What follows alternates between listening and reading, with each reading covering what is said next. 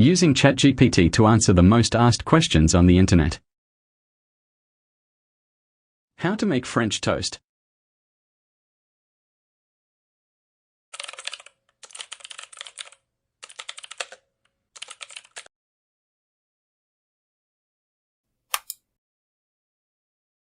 To make French toast, you will need bread, eggs, milk, sugar, salt, vanilla extract, butter or oil for frying, toppings such as maple syrup, fruit, or powdered sugar.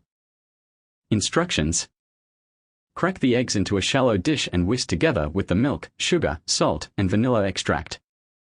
Dip each slice of bread into the egg mixture, making sure both sides are coated. Heat the butter or oil in a large pan over medium heat.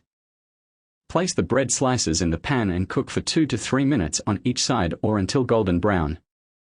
Serve hot with your desired toppings. Enjoy!